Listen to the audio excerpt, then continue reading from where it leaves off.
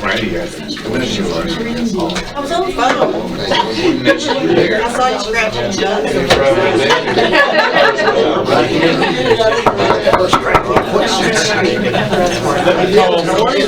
Let me call it to order the meeting of the Texas Commission on Judicial Selection. Let's start the webcast, please.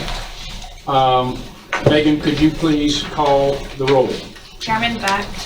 Here. Senator Birdwell. Present. Senator Hamhosa. Present. Senator Huffman. Senator Nichols. Representative Tunner. Here. Representative Landgraf. Representative Narez. Here. Representative Sherman. Here. Mr. Babcock. Present. Judge Jamison. Here. Chief Justice Jefferson. Here. Ms. Liberato. Here. Mr. Oliveira. Here. Chief Justice Phillips. Here. I think Senator Nichols is here. I saw him earlier. He's getting coffee. He's present. Welcome, everyone, to our third meeting of the Texas Commission on Judicial Selection. I think we've accomplished a lot thus far, and we have some guests here today that are going to present testimony. Guests being from Texans for Lawsuit Reform, Dick Trabulsi and Lee Parsley, and then from the Texas Civil Justice League, Lisa Kaufman and George Christian. I'm going to skip around before we actually get to the testimony to try to take care of certain ministerial items. First of all, we circulated earlier the minutes of our last meeting. Does anyone have any suggested changes or additions to the minutes of our last meeting? If not, do I hear a motion that the minutes be approved? Moved. Ever hear a second? Second. Moved and seconded. All those in favor signify by saying aye. Aye. Those opposed, Aye. all those opposed, same sign. The minutes are adopted. Also, let me turn now to the working group updates. I know there have been written reports that have been submitted to all the commissioners. But if we could start with Judge Jamison, could you kind of give a report on the elections working group? Right. Our subcommittee, which presented an oral report, I believe 2 meetings ago, also circulated the notes as written up. And perhaps you've had a chance to look at them, perhaps you haven't. I'm not going to read every word of the report. It outlines the advantages of partisan elections, and gets a bit down in the weeds, and then the advantages of nonpartisan elections. Frankly, you'll either agree or disagree that those are advantages or not. But the chief, Tom Phillips, that chief, had presented in the report some open questions, and I think those are most important to lift up in this meeting of the whole, which I will do. So our task was to look at partisan versus nonpartisan, which is one option that has been put forth many, many times over the years, which would put the judicial races kind of off to the side or on another ballot, or maybe even at a different election time. We're not looking at those details, but we're just saying there would be no political party designation along with the names. And so the questions for us to ponder today and going forward are, which system would lead to more expensive judicial races? Which system would encourage fewer opponents for good judges and more opportunity to oust bad judges? Which system would lead to improper pressure on candidates and incumbents from interest groups or litigants? Would either system be better served by holding the elections on some date other than the even year regular primary and general election calendars? And then one proposal that's not really outlined here but has been discussed is that if there were nonpartisan elections and the candidates nevertheless needed to participate in primaries to winnow down the choices in the general election, would all candidates be required to file in both or all, if there are more than 2, primaries? And so this term is in your packet, would be cross-filing. That's what that will mean. And would cross-filing maximize the best features of both systems while minimizing some of the worst? And if so, should cross-filing be mandatory or optional? And I assume that kind of means, well, would each county have an opportunity to decide whether or not that's a good idea in their county? Longer ballots, shorter ballots, more contested races, fewer? And then which system would allow judicial candidates to educate voters about the distinction between the judicial role and the legislative or executive roles?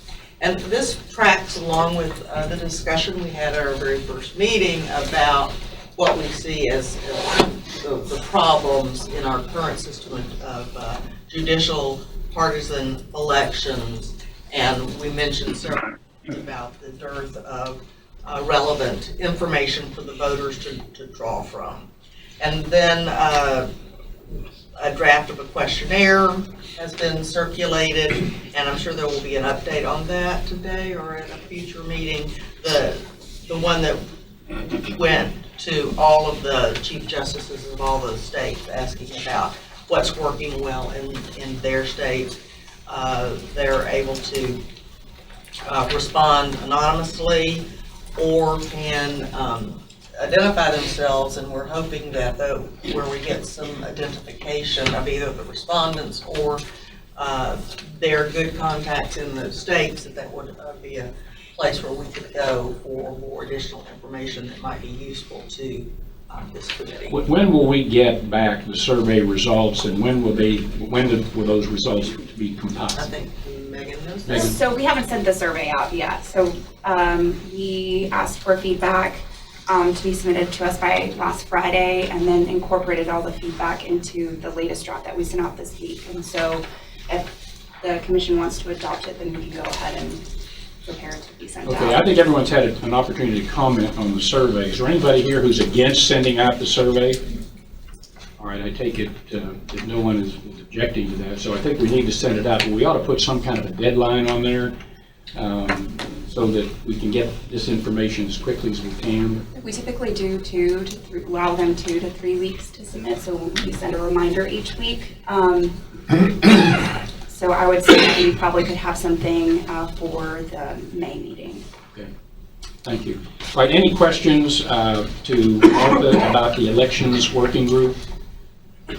And Chief, is there anything else we need to discuss? Only to say on cross-filing, the intent of the drafter there was, as far as mandatory versus optional, is would you force, if you're going to run for judge, you have to run in both primaries, or would you let candidates choose to only run in one primary? Say, I only want to be the judge of one party, which in some states, well, New York's one. You can file in multiple parties, or you can just file in one.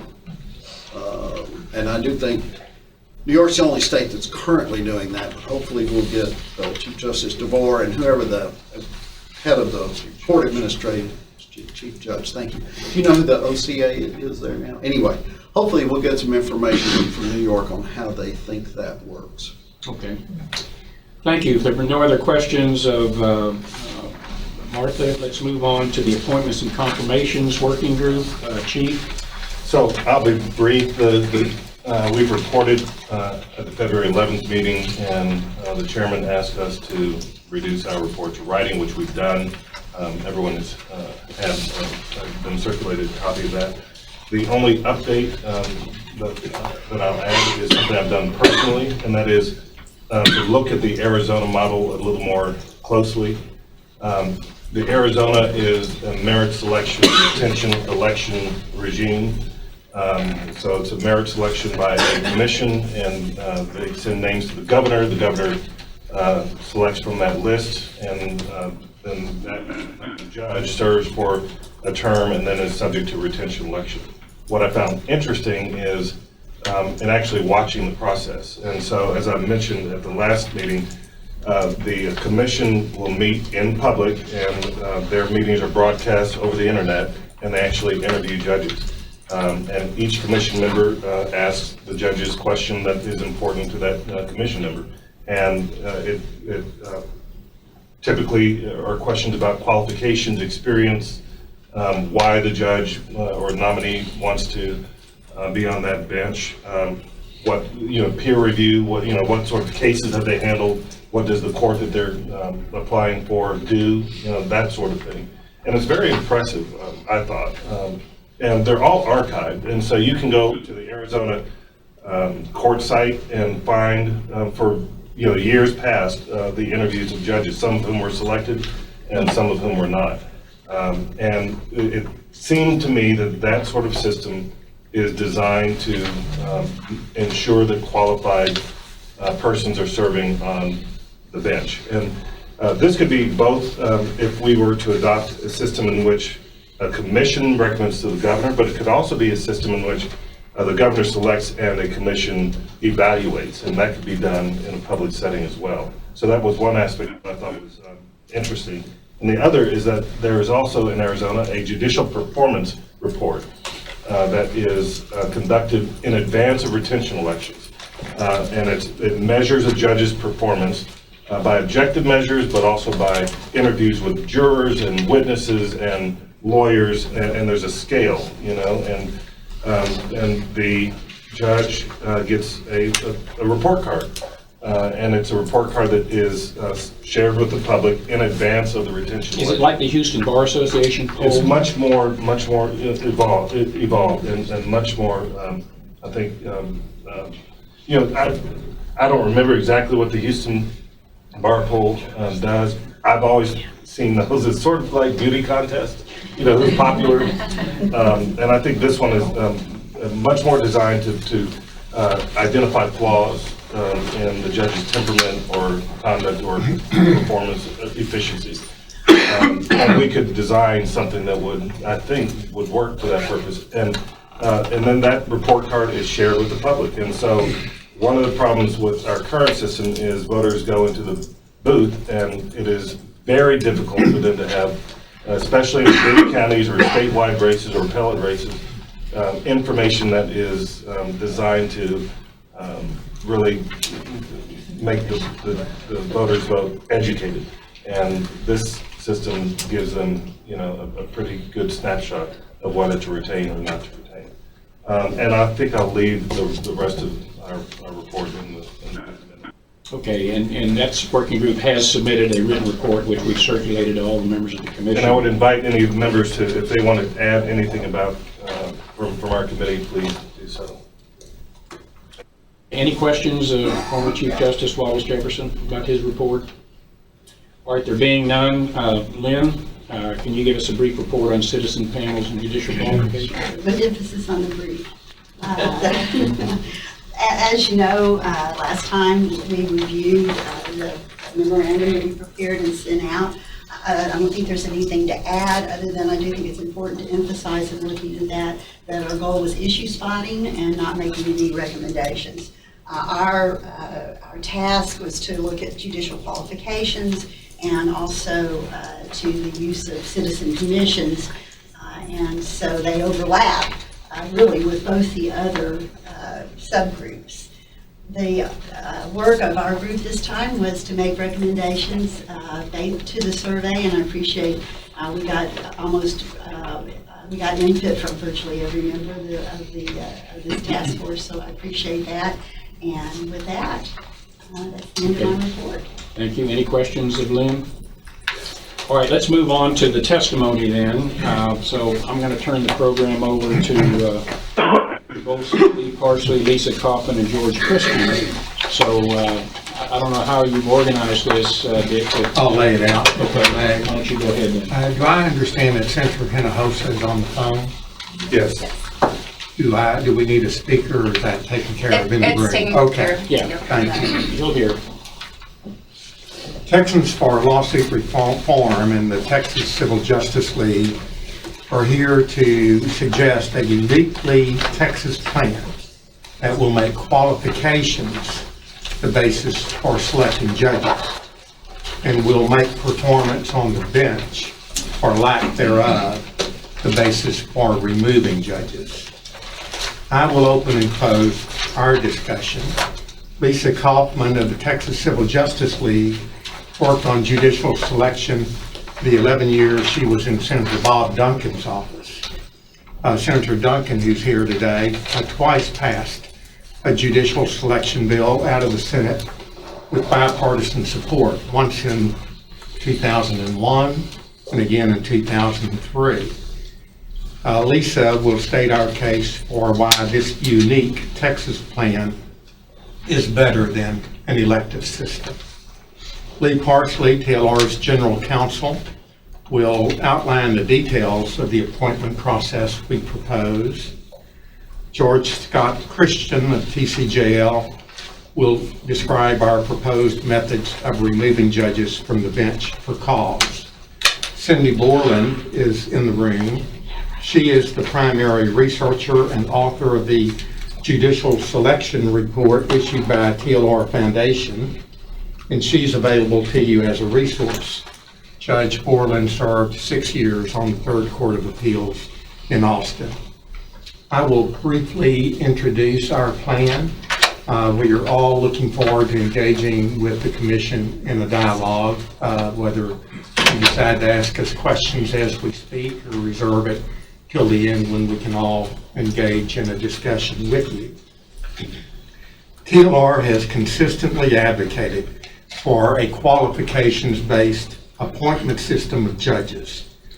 In our advocacy to the legislature way back in 2007,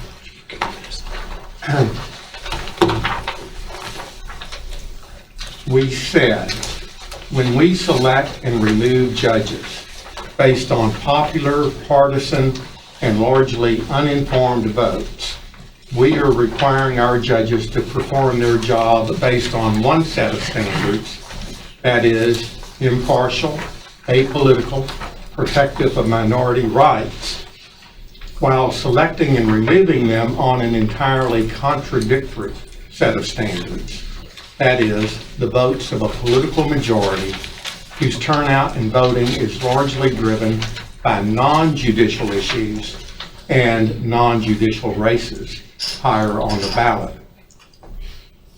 12 years later, in 2019, TLR Foundation issued a report on judicial selection, and its introduction stated, "A judge is to apply the law objectively, reasonably, and fairly.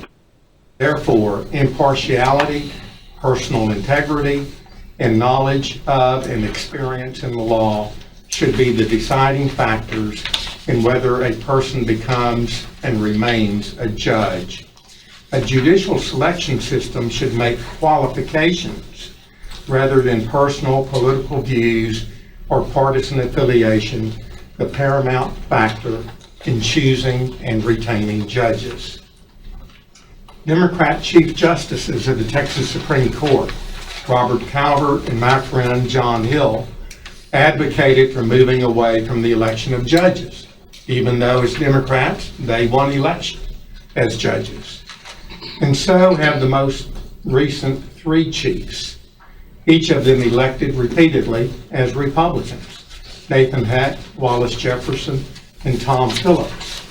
And I would refer you to their remarks that we related in our most recent advocate, which is a summary of the testimony they gave on Representative Landgraf's bill before the House Judiciary and Civil Jurisprudence Committee last session. The uniquely Texas plan of judicial selection that we propose has the following elements. 1, appointment by the governor of men and women to all state courts for a term of 12 years. 2, a review of the governor's nominees by impartial, bipartisan, diverse advisory panels, which will rate the nominees as unqualified, qualified, or highly qualified. 3, confirmation by a majority vote of the Senate. A governor's nominee under our plan cannot assume the bench until confirmed by the Senate. 4, the judge must stand for an up or down ratification vote by the people within a few years of assuming office. 5, we propose enhanced qualifications for judicial office beyond what is currently in the Constitution, including the requirement that a nominee for our state's 2 highest courts must have previous experience as a judge. Finally, we clarify and enhance various methods of removing judges for cause whose performance is failing their important office.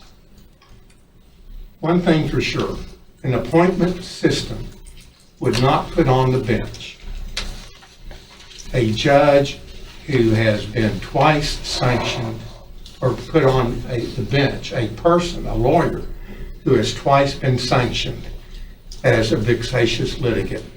Yet last week, in the Democrat primary in Travis County, a woman who has voted in every Republican primary in the last 10 years ran in the Democrat primary against a respected incumbent male judge, and this vexatious litigant, sanctioned by 2 different courts, won that election. That was not an informed selection of a judge. Nor would any governor in Texas appoint to an intermediate appellate bench a trial judge who has been convicted of bribery. Yet such a person won election to the Corpus Christi Court of Appeals in 2018. That's not because our voters are stupid. It's not because they want a judge who's a convicted felon sitting on the bench. It's that they don't know the relative qualifications of judicial candidates. Thank you. Lisa. Thanks. As Dick said, thank you for having me here today. I'm Lisa Kaufman. I currently serve as the General Counsel of the Texas Civil Justice League. And in my previous life, as Dick noted, I was the General Counsel and the Committee Director for Senator Duncan in both State Affairs and Jurisprudence, which heard this issue. We prepared for you kind of a one-pager on historical bills in the legislature on judicial selection from 1993 to 2013, just for your reference, so that you'll have it. I'm tasked today with kind of explaining why we think it would be better to have an appointive system as opposed to an elective system. First, the notion of a representative government doesn't really apply fundamentally to the rule of law system that we have. A representative government, like we have with our senators and our representatives in the room, are there to represent their constituencies. Different from that is a litigant or a lawyer who practices in court. In fairness, the litigant or the lawyer wants an impartial listener who will apply the facts and apply the law. They're not really concerned, and nor should they be, with what their constituencies, there's not a constituency that they're trying to answer. A judge isn't in the job of advocating or being a representative. The judge is in a position to listen to the facts, apply the law, and determine a case. So we would argue that, at least initially, the notion of a representative government with elected judges is incongruous. Second, the perception of impropriety with the money in our current system is truly a problem, and one that Senator Duncan focused on for the 11 years that I worked with him, in terms of really the people who pay and advocate in judicial elections, in fairness, are primarily lawyers, although sometimes litigants. And whether that is a true conflict or whether that's just a perception doesn't really matter in our world, because perception is reality, and in a case where we have the state and the citizens in a rule of law state, we want to have confidence in our judiciary, and if the confidence is eroded because we feel like it's a pay-to-play kind of system, then that's a problem with the system. Until 1995, we had unlimited campaign contributions in judicial races. At the time, the thought was that with having such extreme or large contributions to it, it made the judge, at least from a perception perspective, beholden to their contributor, their large contributor. So in 1995, we reined that in a bit, and as you know, under the Judicial Campaign Fairness Act, we have limitations in terms of what you can pay judges, or what you can contribute to judges' campaigns, right? That actually has led to a scenario where the judges don't really have enough money to communicate to the general electorate, especially in a statewide race. But at the same time, they still have to raise money with the litigants that or the lawyers that they're trying cases in front of, and that is primarily because the general public doesn't really care about that. They aren't their representatives, and so that the people who care are people who are going to try cases in front of them. So that's where the money comes from.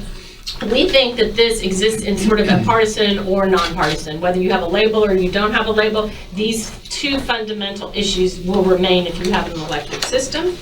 And the reason that people account for or say that the purpose of having an elected judiciary is for the judges to be accountable to the people.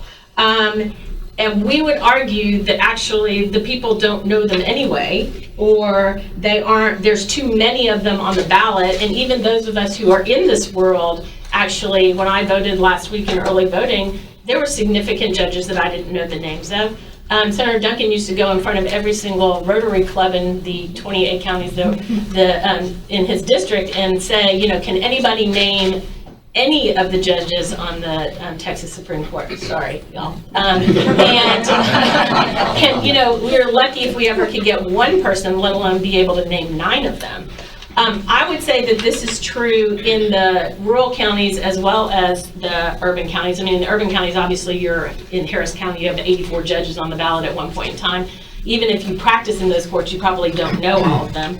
But in the rural counties, that is equally true. And even if you do know the judge, you personally go to church with them, they're your neighbor, your kids go to school together, you don't necessarily know whether or not they're qualified or would be a good judge. All you would know is whether or not, they might be a good neighbor. So that doesn't necessarily comport to this is who we want on the judiciary. So, and thirdly, and some of you in this room have had the experience of this, what happens with the electoral system is that we have these sweeps back and forward, which doesn't do much to support having an experienced and qualified judiciary. One, because if you are a judge or if you're a lawyer who is in a relatively stable practice, you may or may not take on that challenge of saying, well, I'm going to get swept up. I don't know that I'm going to be able to have my job for a long time. But 2, as we had in this past cycle with the Court of Appeals judges, we lost hundreds of years of judicial experience in one fell sweep, which didn't, as Dick pointed out, didn't really have anything to do with the judges and more had to do with the general electoral wins at the time. And so for those reasons, we would support having an appointed system. Lee, I think, is going to talk to you about what our plan actually does. Thank you all for having us this morning. I'm pleased to have the opportunity. As Dick laid out, we are suggesting a plan to you that has the governor make a nomination, a panel review, and rate the nominee as not qualified, qualified, or highly qualified. The Senate then either confirms the nominee or not, and then the voters have a chance to vote in a ratification election and either sort of confirm the appointment or not. The person under our plan would take the bench after the Senate confirmation and before the ratification election. I want to note, and it's important, I think, that under our plan, the political process is still at the forefront. The voters, the citizens of Texas, still play an integral role in what we suggest doing. The governor, of course, is directly accountable to the voters and would be accountable for the appointments he or she, or the nominees he or she submits to the Senate for consideration. In addition to being accountable, the governor's office, all governor's offices, already make judicial appointments. They are prepared to do the job. Our governor's offices have been doing it for years. In the last of your meetings, I think there was a conversation about how many times the governor of Texas makes appointments, and it's in the foundation book, so it's not new to you, but we just brought those 2 graphs with you. to show that we have a judiciary that has quite a number of appointments on it. So again, the governor's qualified and already prepared to do the job. And it's our firm belief that governors today, in the past, and in the future want the third branch of government to be a quality branch of government that serves the citizens, that all governors are interested in that, and all will be. So in other words, the governor is inclined to appoint people who are qualified. We believe they're accountable to the voters. The governor of the state, they're equipped to do the task. So we think they should be doing the task under any plan. The qualifications panel are, we will note, they're persuasive, but they are not a commission that makes a decision. They don't, in our plan, make a recommendation to the governor. They instead rate after the governor has nominated someone. Again, qualified, highly qualified, or not qualified, based on a series of criteria. Again, the criteria that we've suggested, I think you all have a document that we sent via Chairman Beck, but there's a whole series of suggested qualifications that we have, including, you know, how you did on the bar exam, and whether you've been disbarred in any state at any time, and whether you participate in CLE programs, and a whole number of things, many of which, frankly, are taken from the current governor's criteria for what the current governor does when screening candidates. So, Could I ask a question? Yes, about that? I noticed that you don't have in your recommendations having lawyers in private practice. Obviously, the judges are lawyers, and some of the legislators would be. What's your thought process behind that? well, you have identified that. We think that there will be judges who are in private practice who will be on the panels. We think the members of the House of Representatives, potentially many of them, will be in practice on the panel. So it's not that private practice lawyers are excluded in any sense. We think they will get there through the other mechanisms that we've set forth. I will note also that in addition to, you know, licensed lawyers, we're suggesting a large percentage of the panel be non-lawyers, which we think is equally important. So we're not, I'll tell you, married to this particular number of people on the panel or how it's comprised. This was our best bet as to what is to get the players in politically who matter, and to get a panel that has the ability to be nonpartisan and focused on qualifications. But I think that there's a case that can be made that there could be more practicing lawyers on the panel. Yeah. I might add that we're a population of, 24 million. There are 90,000 people licensed to practice law. Lots more non-lawyers are impacted by our judiciary. So there's a balance. Lee, you said it was particularly important to have non-lawyers. Why? Well, just for what Dick said, because the citizens of the state are impacted by what our judiciary does, and they need a voice in how our judiciary is comprised. So while again, these panels they only review and rate, they don't make a recommendation. We think it's important that citizens have a voice in that panel, just like it's important that the House and the Senate and the governor have a voice in who ends up on the bench. So we're convinced that non-lawyers are important to the panel, and I think a case could be made that non-lawyers should dominate the panels, although we didn't go that far in this recommendation. They are the people that the judges serve, and while we don't think they serve like a state representative serves, they don't have the same interest. They are part of our process, and they are important to the citizens that they do their job and they do it right, and citizens need some input. Our legislation also calls for diversity that reflects the state on the panel. That would include ethnicity, geography, gender. So it would also include lawyers and non-lawyers to reflect the diversity of the state. Thank you. You know, I researched this issue, I guess, for the last meeting, and what I saw in a lot of these different states is that the composition of the commissions, selection commissions, was in almost all cases comprised of a great number of non-lawyers, and you know, in some cases more than half the people that served on the commission were non-lawyers, and so that seemed to be an important. Well, one thing I saw in all the different states that have a merit selection process, but But the one thing I did see was that most of them had also practicing lawyers that didn't have to be judges. So I share Lynn's concern with that, because I love my judges, but there's a lot of former judges I wouldn't want selecting anybody to be a judge. So we don't disagree with that.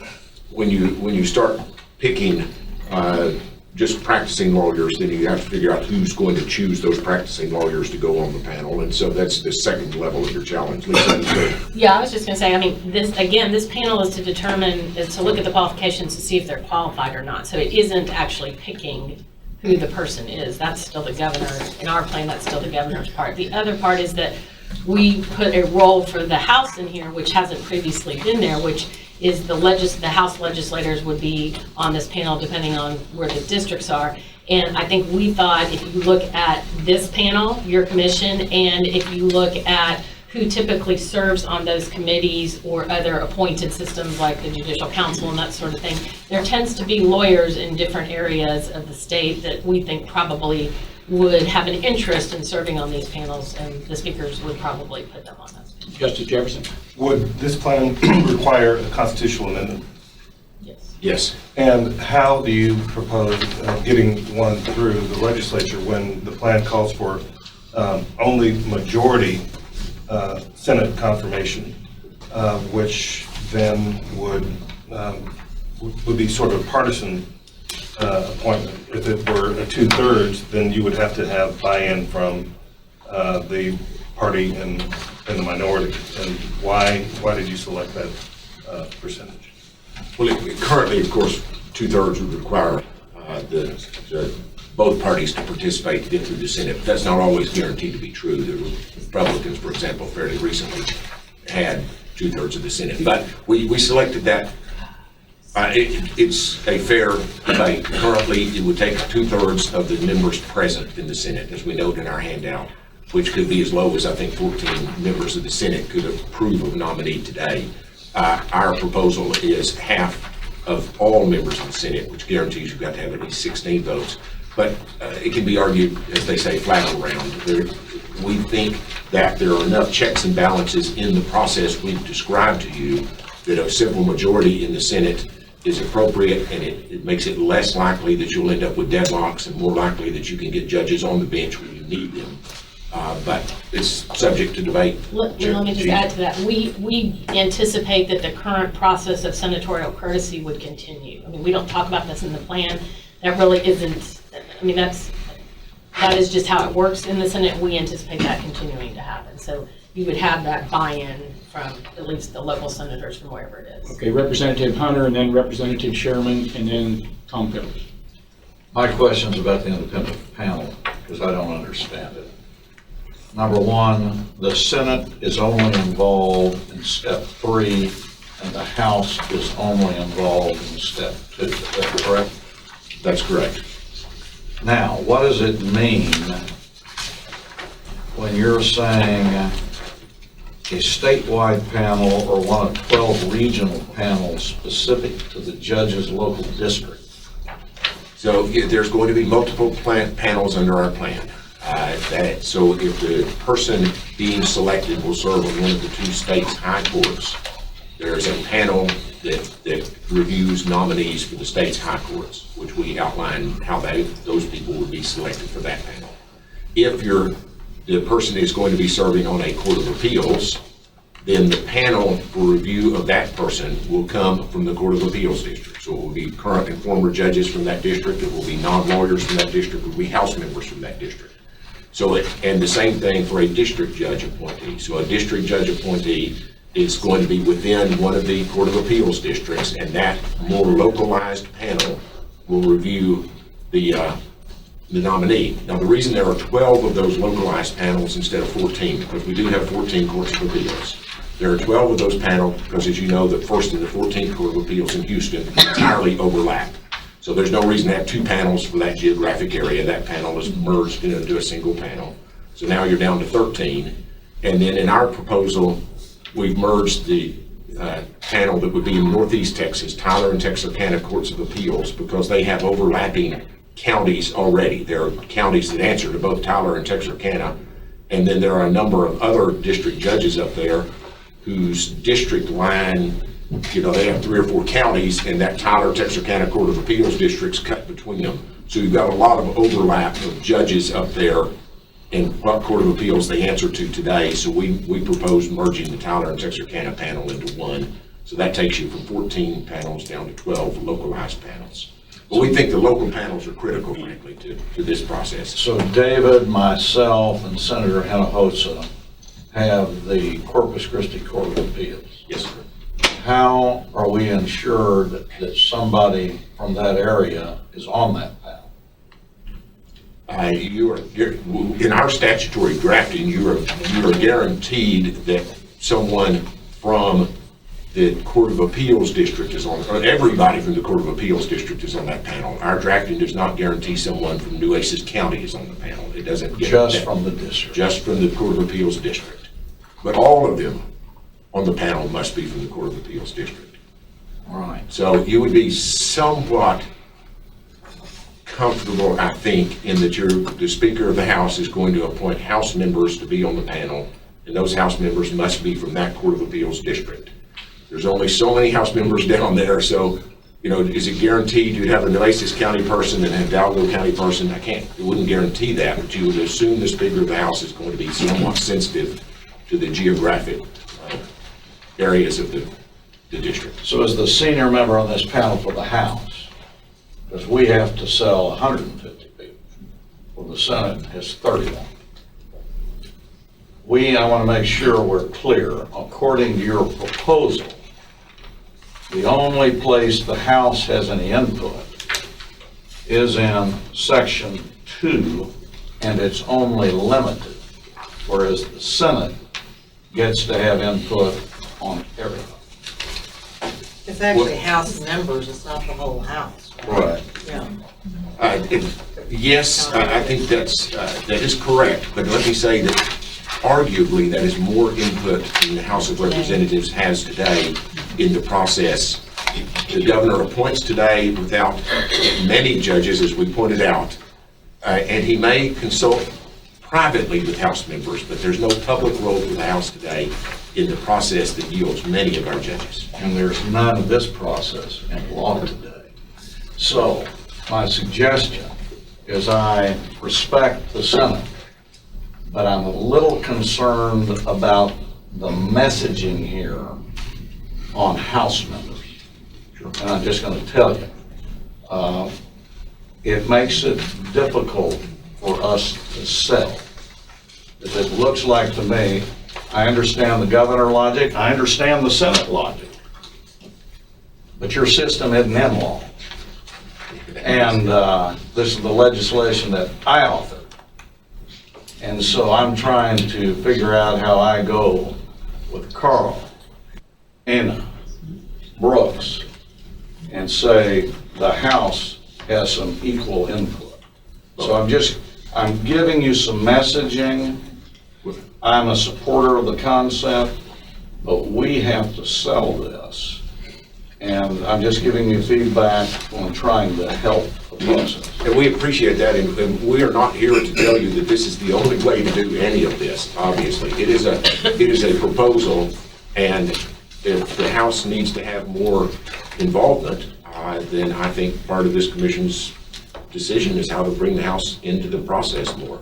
We will advocate strongly for this concept and the elements. Within the elements, we recognize we're not the font of all wisdom, and we look forward to input. Representative Sherman, I think you had a question. Well, first, thank you, TLR, for your work on this. Thank you, sir. My question, or I have two that are germane to the panel members as well. In regards to the diversity, you mentioned several, but would this include political diversity as well? Lee, why don't you answer that specifically with what we say in the legislation about the diversity in the panel? We seek that the appointees to the panel will produce diversity, just as the appointees to this commission sought diversity. And we actually used the same language out of Chairman Hunter's bill establishing this commission in terms of the diversity establishing the panels. Let me just add before Lee goes there. In terms of the House members, one of the things that we did talk about was whether or not we could require the speaker to make appointments from both parties of a House member. We ran into trouble there because obviously there are some parts of the state where there aren't both parties currently serving, and so, or in the future there may not be. And so the diversity that we try to achieve, as Leo explained, is across the board in the panel, not just in the legislative. But that was an issue that we did try to work through.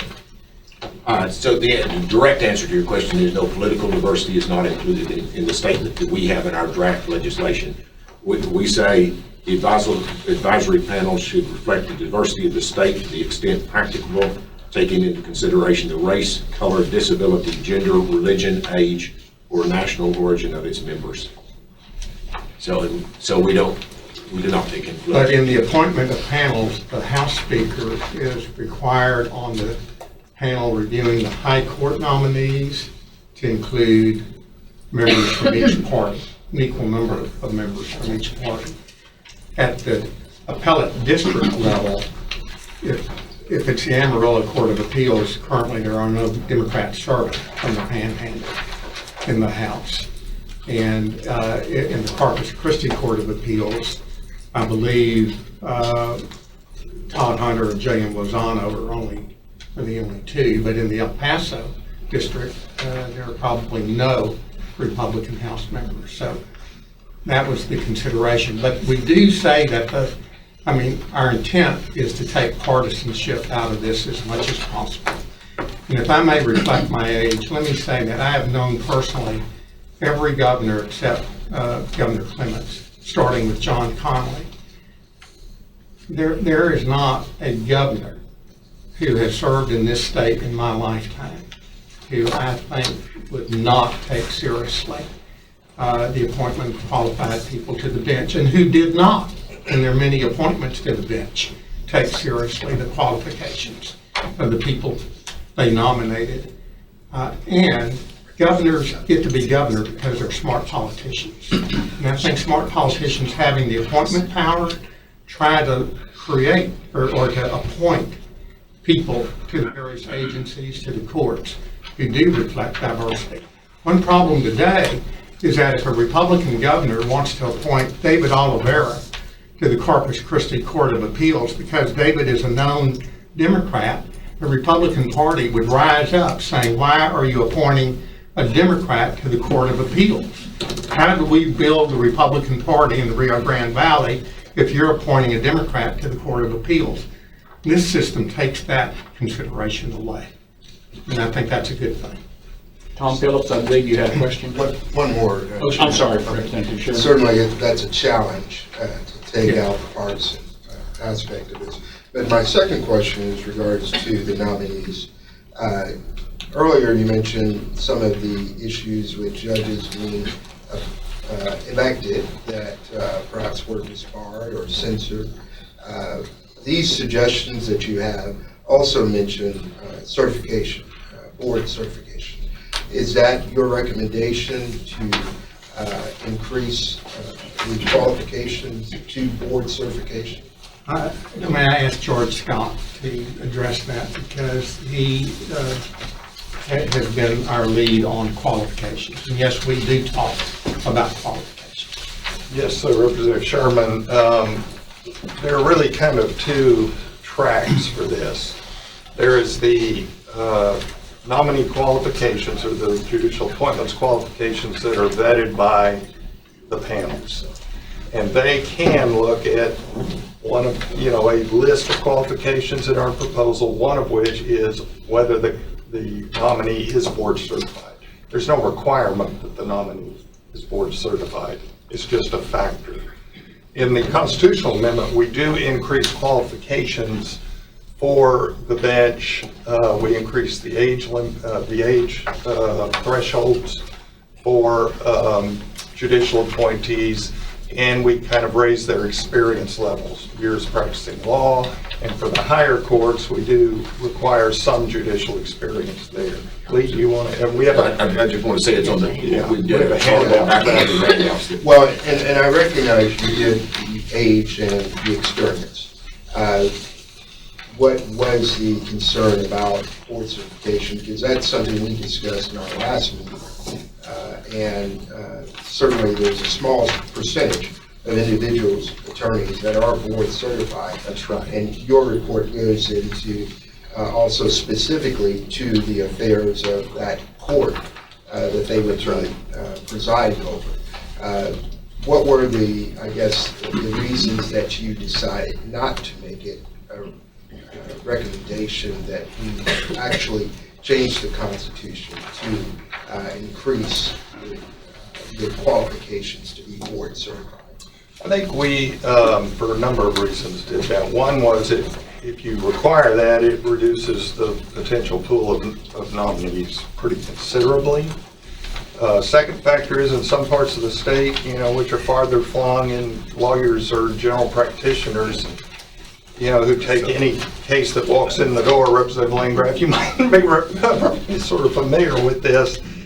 You might not want to be board certified because you're doing a family law case one day and, a car wreck case the next day, and maybe you got to probate a will the third day.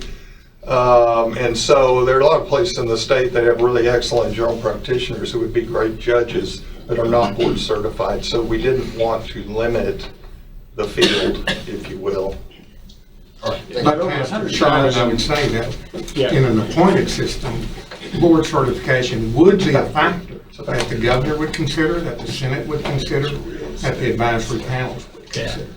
Yeah, let But me say, embedding it in the Constitution is something different. yeah, we're in the process of compiling information on board specialization. There are over 100,000 lawyers in the state of Texas, and only a relatively small percentage are actually board certified. So we're trying to get that. 7,400, I just Googled it, and a lot of that is real estate, So, yeah, I understand under your plan, that's a factor to consider, it's not controlling. No. Okay. Tom Phillips, I'm sorry, Representative Sherman, does that answer all your Thank you, questions? Chairman. Okay. Tom Phillips? I got 3 points in maybe ascending order of upsetedness.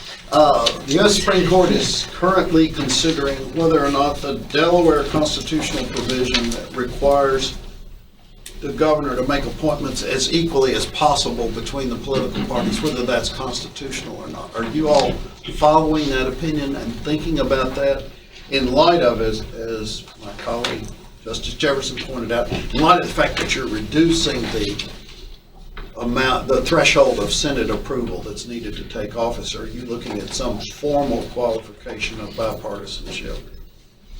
We have not. We are not recommending any formal requirement of bipartisanship. Again, one way that we think that the process will control somewhat for the political leanings of an area is to have local representation on the local panels. So again, you're going to have, say, 4 House members on a panel for the Amarillo Court of Appeals. Today, they are all Republicans. And so I assume that those 4 House members will have some influence on that panel about the qualifications of who comes through, and there'll be some in leaning towards finding people who are somewhat like-minded, but with qualifications still being these criteria that matters. But we have not built in, and I don't think we're inclined towards building in partisan requirements in the process. But you will read the Supreme Court opinion when it comes out. We will read the Supreme Court opinion. Secondly, this notion that high court judges have to have judicial experience is an interesting one, but I'm looking at your list of Supreme Court judges, the only court I know about since 1945, and excluding the chiefs that were promoted from within, there's 70 names on here. 24 of those had no prior judicial experience when they hit the court, including somebody located fairly near me. Chief Justice Calvert, Chief Justice Greenhill, Chief Justice Hill, all came to the court without prior judicial experience. And I'm looking at the U.S. Supreme Court, there's Robert Jackson, Felix Frankfurter, Hugo Black, Earl Warren, Chief Justice Rehnquist. You know, I'm wondering if you're throwing out too much here. Just throw that in. And finally, I agree that we need to think seriously about our qualifications. Although our qualifications are already more rigorous than in many states, where you just have to currently have a law license and not be in jail. But it seems to me no other state elects as many judges.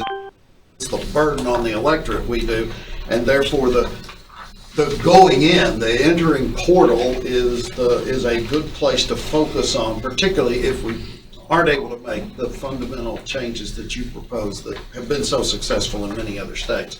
But frankly, this just looking at age and licensing seems a little bit lazy to me and counterproductive. Again, I look at 45 years old for the Supreme Court, just picking at random our last 3 Chief Justices. And they wouldn't have been there. And Justice Owen and Nina you could name a large number of people who were on the court at a younger age than that, and I think did not disgrace themselves, in fact. And that gets even more, certainly at the district court level, a huge entry point into our judiciary has been lawyers who go to a private firm and either the firm doesn't like them or they don't like the practice, perhaps because they have a rather judicious temperament. They're more scholarly than they are, rabid advocates. And they also get into the bench before they get used to the kind of money that good lawyers can make after 10 years of practice. And I think the 10 years, you could make a very long list of among the best judges in the state. They would not have been eligible. And the question is, would they still be interested in a judgeship after 10 years, or would they have found something else? Time doesn't permit me to thank you for all the hard work you've done, but I do appreciate it, even though my questions have been kind of negative. I think the state's much the better off for your serious scholarship, and you're looking at the data the way you have done here and in other projects. Well, I think the only thing I would say to your comments is we have put the issue in front of the commission. We have made a suggestion about constitutional qualifications because, as you say, the entry level maybe makes a difference depending on whatever else works out in the process. And so it's before the commission with our suggested starting point. That's where we are on that, I think. Senator Hinojosa, I believe you had a question. Yes, sir. Thank you, Chairman Beck. I was referring to requiring or changing the number of votes it takes in the Senate to confirm someone that's appointed by the governor. I think that changing from 2/3 to majority vote would lead more to partisanship in the Senate, just like it has happened in the United States Senate. I would prefer 2/3 or 3/5, something that would at least have a consensus and not lead to partisanship. Senator Hinojosa, thank you for that. And as I have said, we understand that reasonable minds can discuss specifics of that nature, and I'm sure this commission will do so. We are not opposed to 3/5 or 2/3. We felt that the various checks and balances that we have built into the components of our plan would make it less necessary for a 2/3 Senate vote. And all of us need to consider that in a new appointive plan, that we don't make it so burdensome that there are vacancies for long periods of time. But the exact Senate vote, TLR and CGL are very open-minded about. Chief Phillips, I thought you might raise that issue because I'm very familiar with the number of good judges we have had assume the bench at an early age and without previous judicial experience. But we believe that this plan would very much benefit the pool of lawyers who are willing to serve on the bench. Would you say, I mean, let's suppose that the legislature recommends some kind of appointment retention election system. Would you still want these kind of age and number of years without being disbarred requirements? Or do you feel that this is a proxy for getting a more qualified judiciary in the event you're not able to get a fundamental change in the election system? My answer to both of those questions is yes. I believe that these qualifications are good, however we select judges in the future. I think years of legal experience does matter. I think that if your judicial career had started later, you might still be serving today. It just would have been delayed. It's not that Tom Phillips wouldn't have served. But again, these are issues that benefit from a lot of minds applying to the specifics. If we do not have an appointed system where the whole list of qualifications George Scott talked about at least are known and considered, then I do think it's even more important in a future election system to build in stronger qualifications. What the specifics of those qualifications are, we are open-minded about. Did you look at some type of qualification in terms of actual experience and trying to as a proxy for age, and just decide that was too hard to write it into the Constitution? George, It is difficult, yeah, we did, and we had a lot of discussion about this, you can imagine. It's just real hard in a constitutional amendment to write a kind of judgment question or a kind of subjective evaluation of that. That's an issue. And so we tried to build that into the vetting process itself rather than into the constitutional amendment. It's hard to find objective things you can put in there that really are a proxy for experience. If you say in the Constitution that a person ought to be knowledgeable about the rules of appellate procedure if they're running for an appellate position, how would you then apply that Constitution? How many times have they had been first chair in trials? How many trials have they had in civil court? How many appeals have they been lead counsel in? Are they board certified? What's their experience in federal court? And you can, what's the amount in controversy in the cases in which they were lead counsel?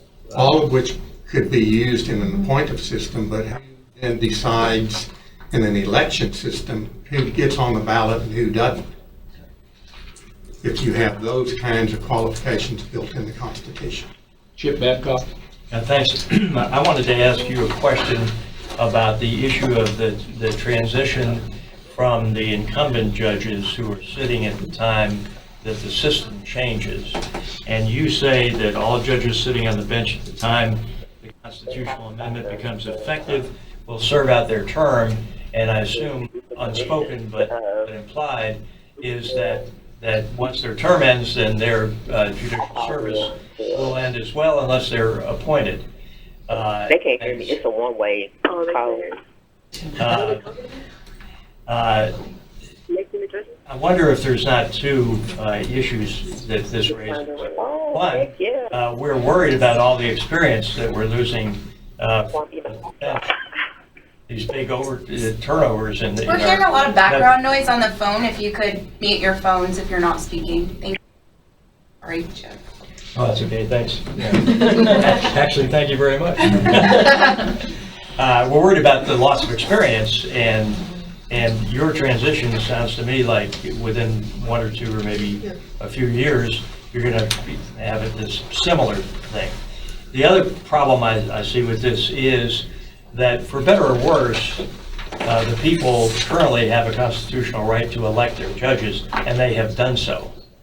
And we're going to kind of, this proposal sort of chops that off in a very decisive way. I wonder if, and my question is, whether you all thought about different ways to transition the systems for the incumbent judges of whatever party. I mean, you could have a Republican judge who has been on there for 12 years and this system comes into play and you have a Democratic governor and that person, she doesn't get reappointed. So have you all thought about anything to address those problems? I think more time is spent on transition than anything else. And Lee has really had a challenge in drafting it, so Lee will answer the transition question. I always wanted to ask you. Right. So, yes, we have spent a great deal of time thinking about and drafting in terms of the statute itself, how you transition. And you are correct about all that you have said. And so this commission will have to consider what to do on transitions, and you have to consider, among other things, when you go from, say, 4-year district court terms to 12-year district court terms.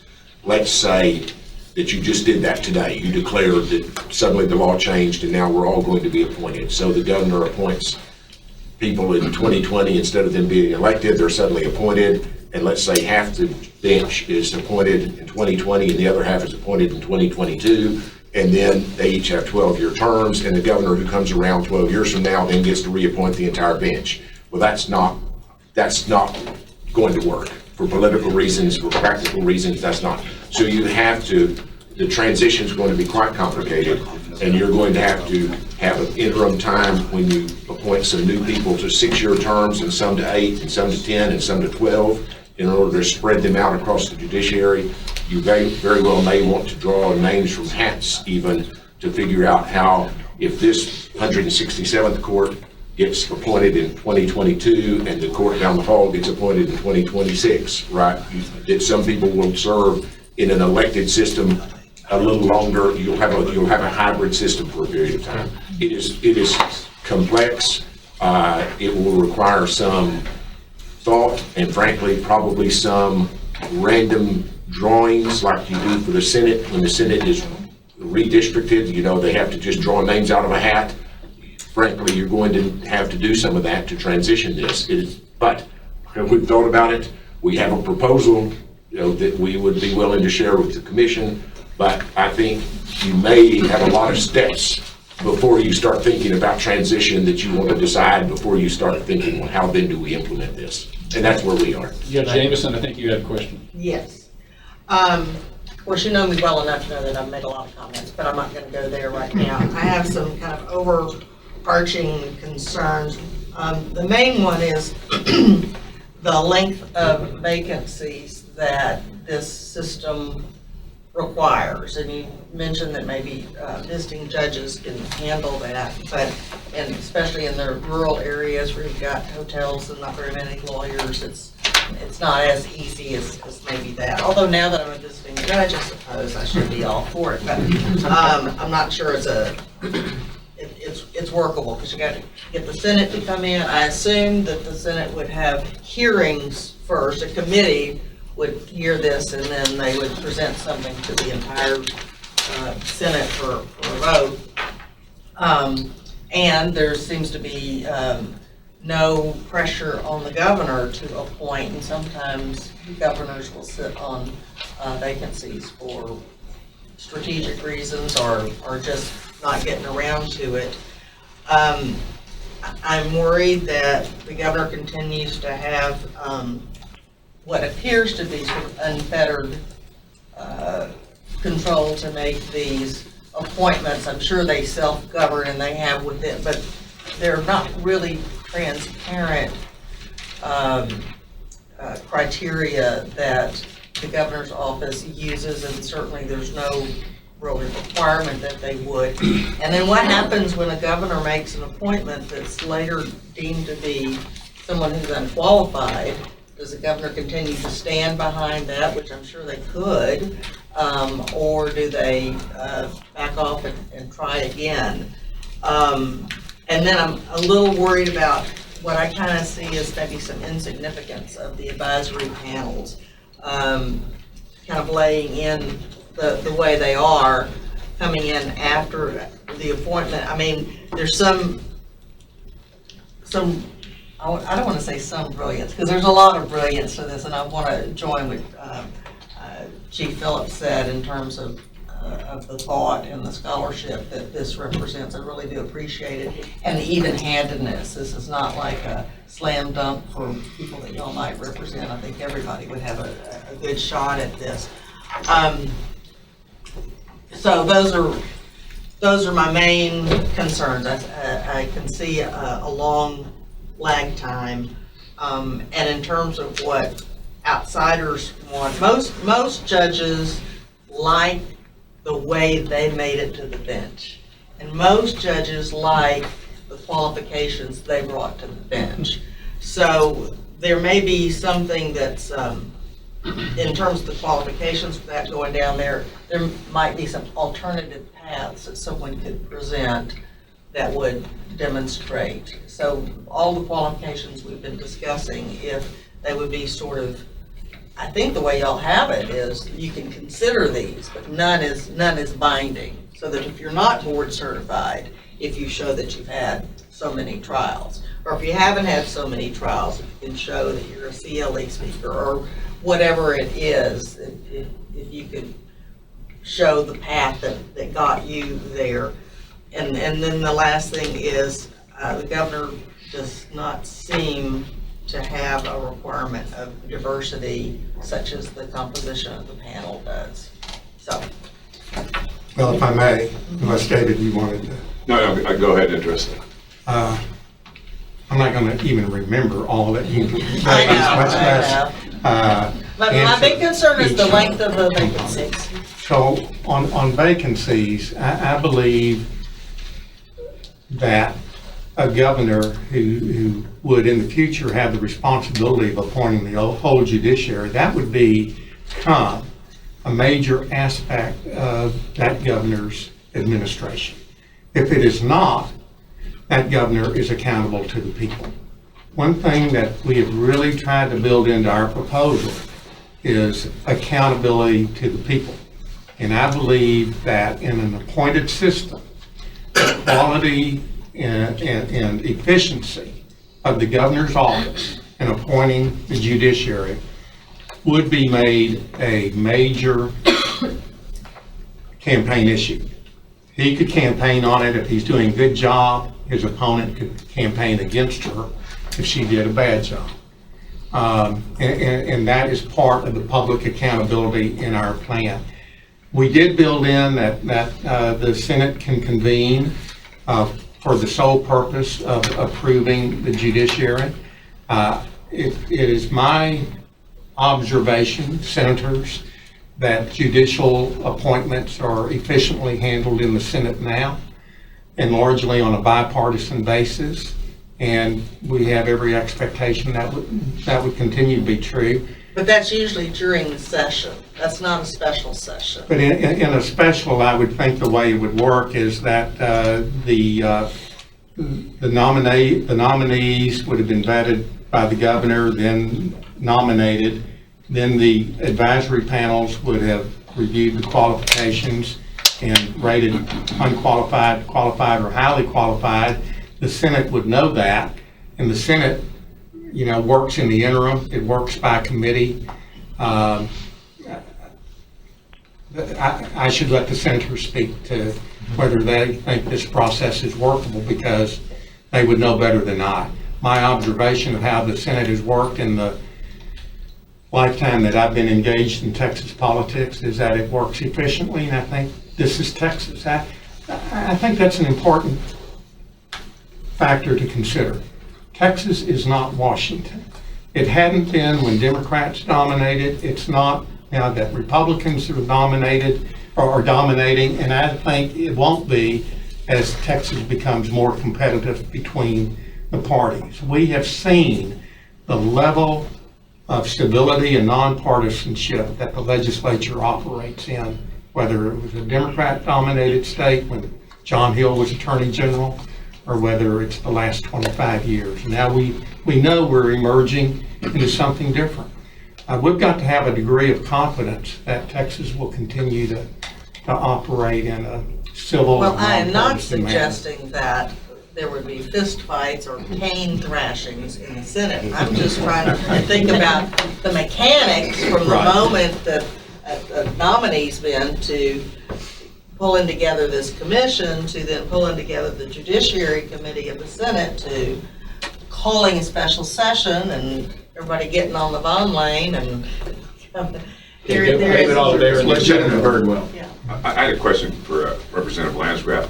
The bill that you laid out, I thought grandfathered in incumbent judges. In other words, that judge could stay there as long as they kept getting reelected or until they retired or were defeated.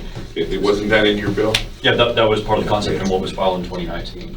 And I thought that was an appealing part of the bill. So, I mean, if we're going to get this thing passed, you don't want a bunch of sitting judges lobbying their legislators to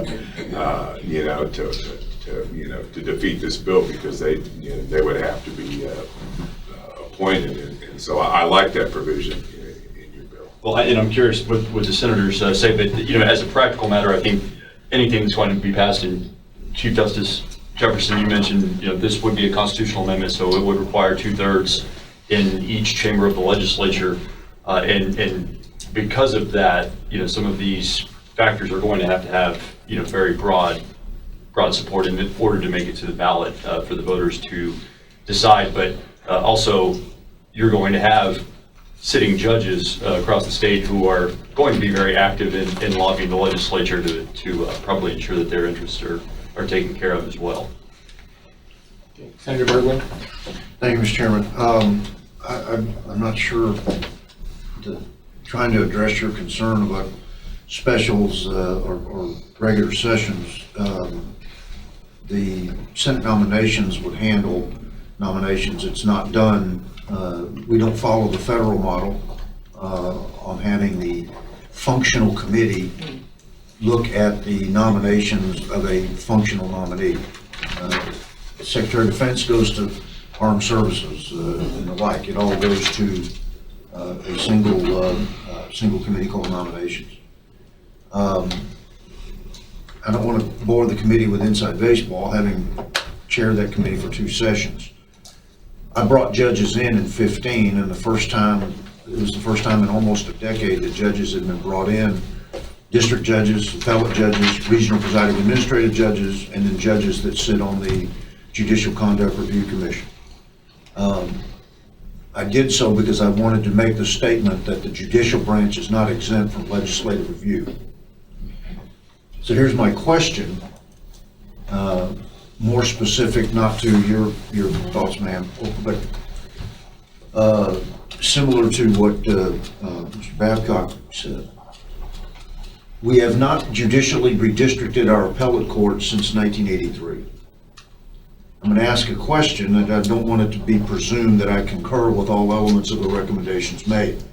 But should such recommendations be adopted, how would those recommendations impact the legislature's ability to redistrict the appellate courts? Because since it's been since '83 and the growth of the state, I think we're in desperate need of relooking the jurisdictions of the respective appellate courts.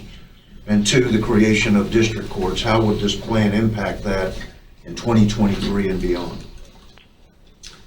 On redistricting, this would be no impediment to redistricting. And way back in 2007, DLR recommended a reduction from 14 courts of appeals to a smaller number. I would agree with that. What number, I don't know, but clearly, our intermediate appellate courts, we have 14. California, with a population of 40 million, has 5. The United States of America, with a population of 330, has 14, the same number we do.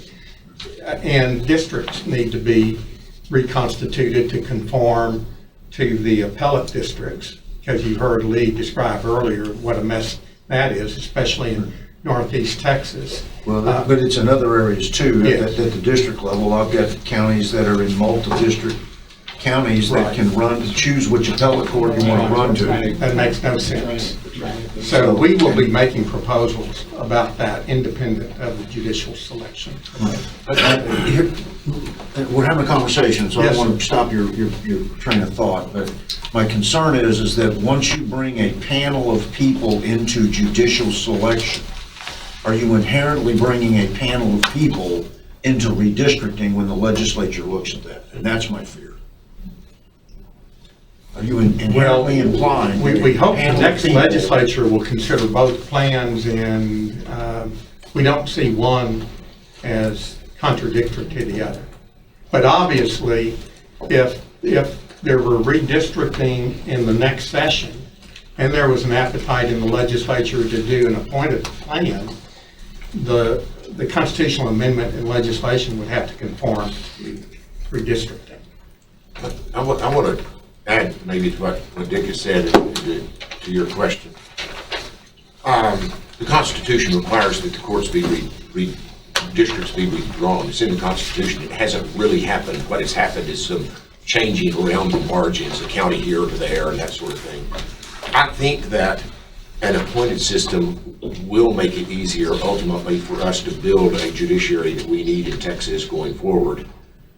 We have a haphazard judiciary right now with courts of appeals districts cutting through district court districts with regional presiding judge districts having nothing to do with the court of appeals districts. It's a very haphazard model that we have.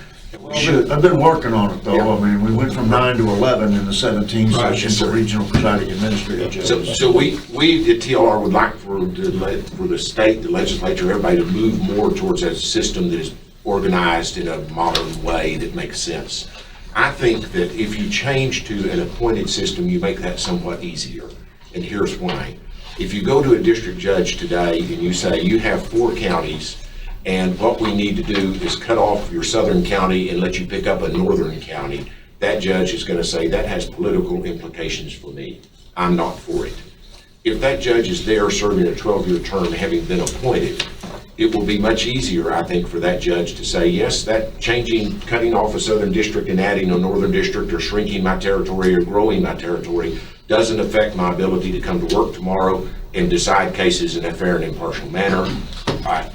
So I think we build less resistance if we have an appointed judiciary to a reorganization of the system. Now, that's a lot of work down the road, but that's my answer is this makes it a little easier over time. But it's not an impediment to doing what needs to be done already, but it would make it easier over time, I think. Thank you, Mr. Chairman. Senator Nichols? 2 points. One was there was a discussion earlier on whether or not confirmation in the Senate would be simple majority or 2/3. What Representative Hunter was talking about, we've got to be able to sell this in our chambers, and you're not going to sell a constitutional change and get 2/3 vote in the Senate, unless it's probably a 2/3 or a supermajority, a higher bar. I just want to make that point. Second point to Martha's question, Senate can move real fast, as the House knows, and if every year, in other words, instead of waiting 2 years for a regular session, it's pretty easy for the governor to call a special. In the Senate, there's just 31 of us, and you could set out 2 days, and everybody just get it done. Senator Bergel says, the committee is active all the time. And I understand that, but your 2 days don't start until, and the bench has been empty since it's been empty. It's easy. All the other things that happen, it's not y'all, it's just all the other things that happen. But as far as, I thought the question was confirmation process in the Senate. It could be called real quickly and handled very efficiently. Can I add something on Senator Nichols' point there? We obviously agree with you about, how to best, convince senators to follow the plan. We would point out, we did have a lot of discussion about this, and the major change that this plan would make in Senate confirmation, other than the level of the majority that you might need to confirm a nominee, is that the Senate will be confirming all judicial nominees. That is not the case today, because it depends on when they're appointed and whether they have to stand for election for the unexpired term before the next session of the legislature. So the Senate burden, if you will, the Senate is going to be much more important in this process, and it's going to have to look at all the judges. So I did want to point that out, and that did go into our thinking about kind of, do you need a majority, 3/5, 2/3, if you are, significantly increasing the number of nominees that the Senate will consider. So, But I'll add to that, having the Senate play a larger role than it does today, is part of having our population engaged in the process. So while they don't get to vote up front to elect their judges, they get to vote for their governor, they get to vote for their Senate. If the Senate repeatedly gets from this panel that says not qualified, not qualified, not qualified, the senators keep confirming, you may create political issues, right? So the Senate is responsive too. And so we think Senate confirmation is, before taking the bench, is important. The result of that is you may have some gaps. You're right about that. Unquestionably, that's true. If you're going to await Senate confirmation, you're going to create some lag time in there. But our view of it is that having the Senate involved, confirming before the person takes the bench, is another way of having this process accountable to the voters, which we think is critical to both getting past the voters and getting a stable, solid, impartial judiciary that's qualified. So it will create lag time. You are right. But what our view of it was, after a lot of debate, is that lag time is a sacrifice to achieve what needs to be in the system to make it a good system. As part of this independent panel, did you give any consideration to putting a limit on the governor being able to appoint a not qualified person? Or do you simply allow the voters to decide if the governor is appointing bad people, if you will, in the judiciary? We did talk about that. And we came down on the side of that it wouldn't have an enforcement power in it, basically, which is what you're saying, but obviously the information will be in a public manner so that the Senate would consider that, and the public would consider it. And at the bottom of our recommendation is that the judge is going up for a ratification vote, so that information would be available to the public as well. Okay. In our statutory drafting, I'll add that, back to Judge Jameson, we would require the governor's office to release, make to the public its file on anyone that it nominates. So the complete file minus the address and telephone numbers, the things that the Open Records Act requires to be protected. But otherwise, the complete file will be required to be a public record. So the governor still will operate somewhat in a black box. But at the end of the process, when they say, we pick Lee Parsley, they're going to turn loose at Lee Parsley's file, and every letter and whatever it is they have will now become a public record. Okay, Representative Hunter, I think, had his hand up. A comment that I'm going to repeat. Yes. There are two bodies, the House and the Senate. And I respect my colleagues, and I think they're great friends. The messaging you're sending is belittling to the House. All I'm hearing is, House, you're just perfunctory. That's hard to sell. We got to get 100 votes now. So you're asking the 4 House members to say, hey, we're on the soft list. We're really not plugged in on this deal. You're not helping move the ball right here.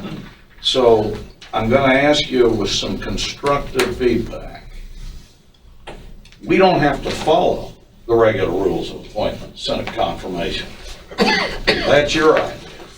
We can go out of the box. I don't have to follow what we do at Supreme Court. And I'm getting a lot of people that are saying, why do I care about board certification? I want a people's lawyer in there. And in some of our jurisdictions, we're not 1 million plus. And we got really good lawyers. So take that information and let's give a little bit more credibility to 150 members that represent the entire state, who are more grassroots. Comment on vacating. I want to make sure I understand your procedure. A judge dies in office, a judge leaves in office. Does that trigger this mechanism then to just the same procedure goes in. That's correct. Just so- Start over. That's correct. Yeah, gotcha. Representative Meneses. So in regards to the governor nominating, if you want to be considered, how does that work? Do you reach out to the governor's office and say, I want to be considered for this particular bench, and he or she pulls from the applicants that are, wanting or expressing an interest in that bench? Our statutory drafting only says that the governor must publish, would make available the application for office. So on their website and otherwise. So our statutory draft just requires the governor to make it where it's not difficult for you to go submit an application, but it doesn't otherwise address what you're asking about.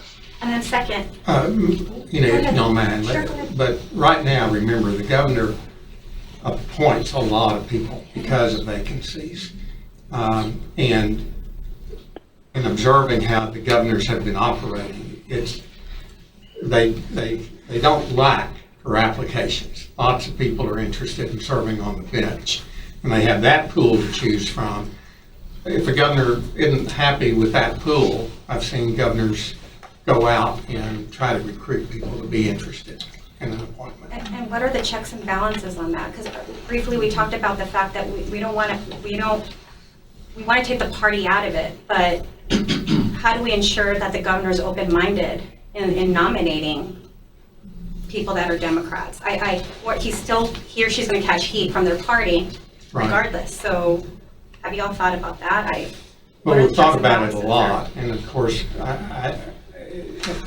when you read the detailed summary of what we're proposing, and we are certainly prepared to give you our current drafting of the JR and the enabling legislation, knowing that it's only a draft. I think it's hard to build in constitutionally or legislatively a command to a governor to act reasonably, smartly about nonpartisanship.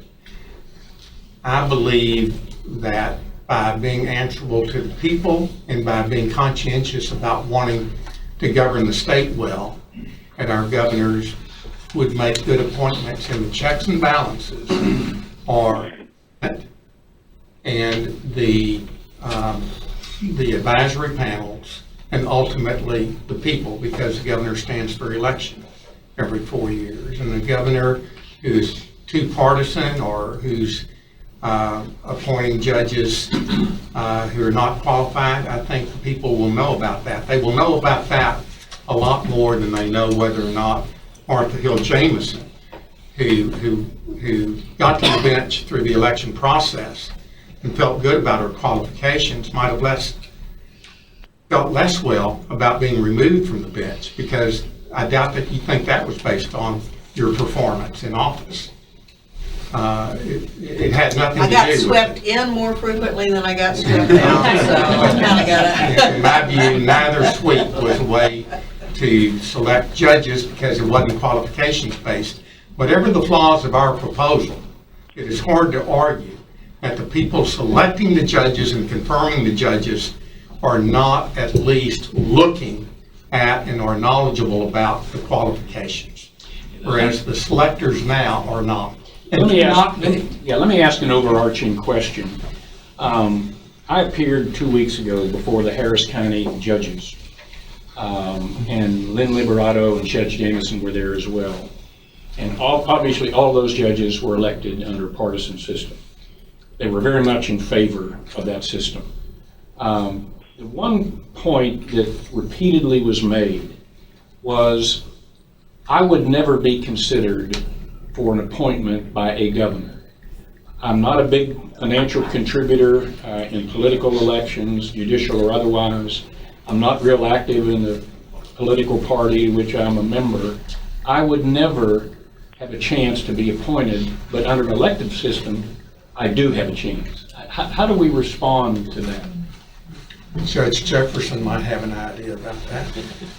Well, so I'm going to take the experience of an investiture I just attended not long ago, and it was Jason Pulliam in the Western District, African-American judge who lost in the last election. and went through a process that I think worked pretty well, in which the Federal Judicial Evaluation Committee considered the candidacy. And it was very much kind of like the model I was talking about in Arizona, where there's a very intense, application and then questionnaire. In the federal system, it's not public, but in the Arizona system, it would be.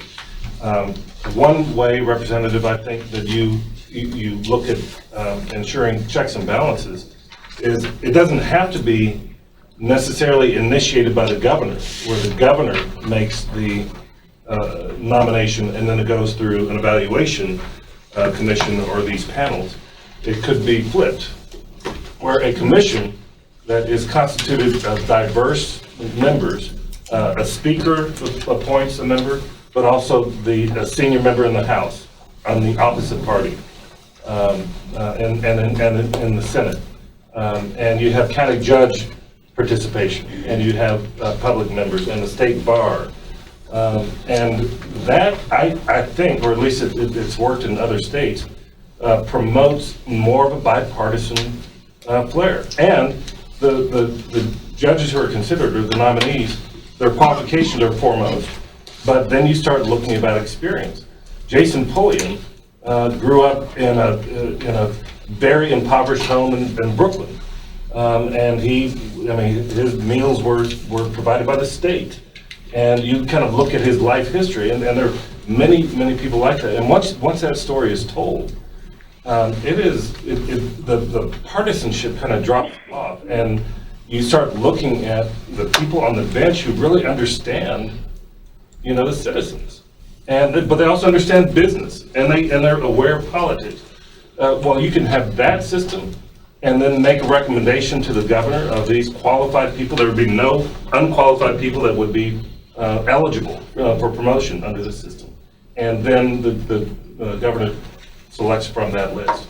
I think this is a very well done proposal, and I think some of the questions that we've heard make it, incumbent on us to look at the bigger picture, including the House, and who are closer to the people than the Senate, but also including things like political diversity, which I think is important.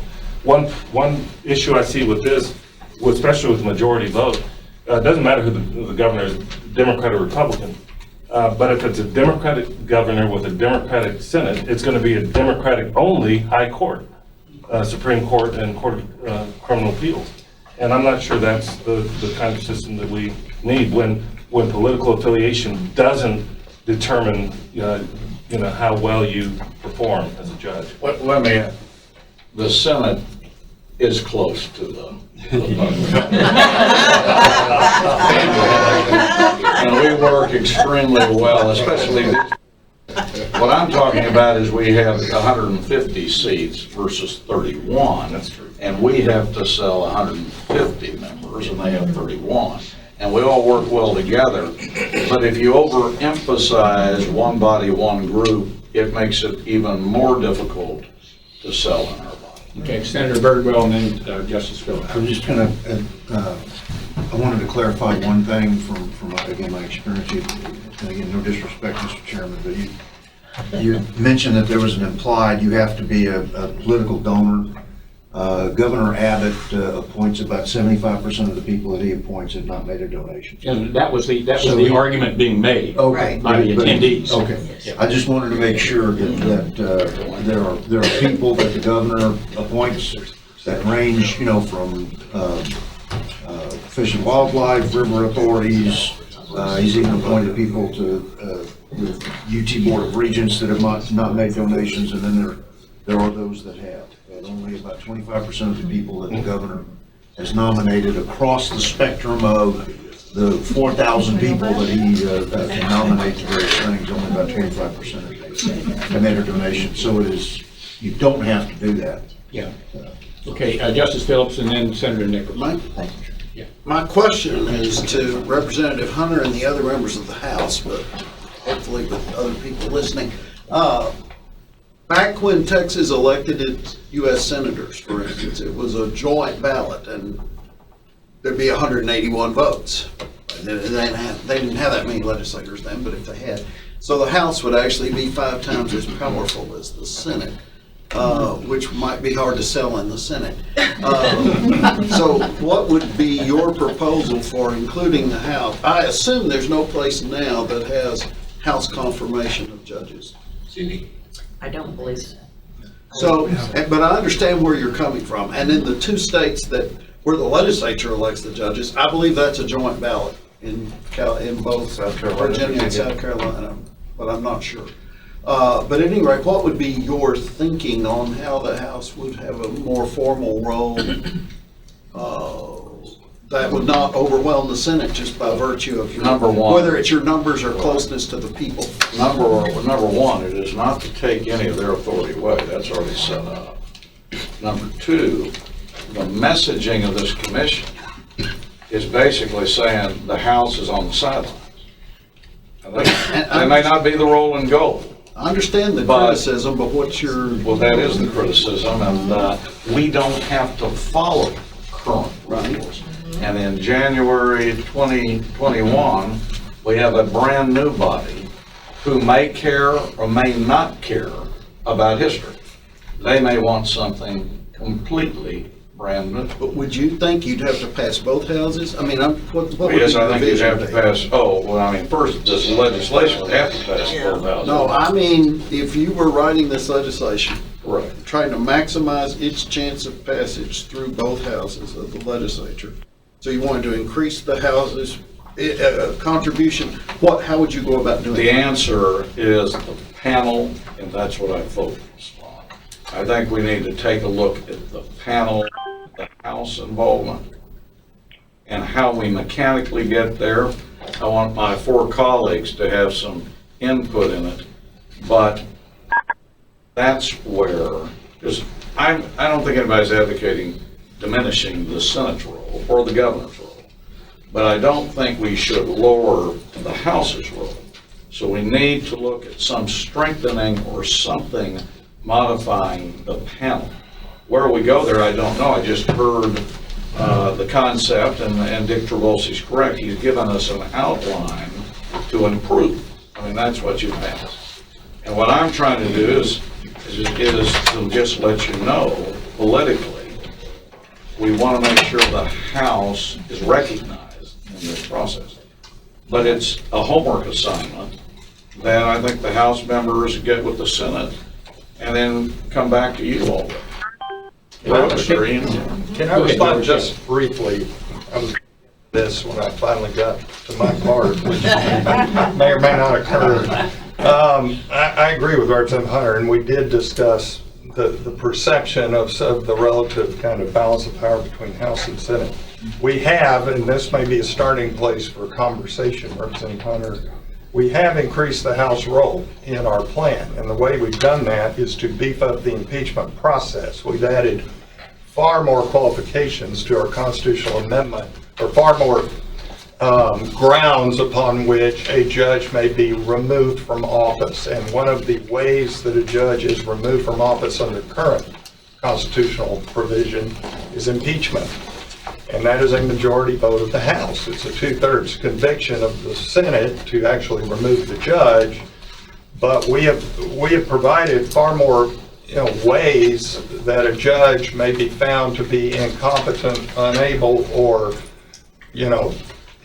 inappropriate or felonious in the conduct of his office, and the House can initiate removal of judges on a number of grounds under our proposal. And so perhaps when we're thinking about how the House interplays with this process, Do you know what page we did not ignore that, actually.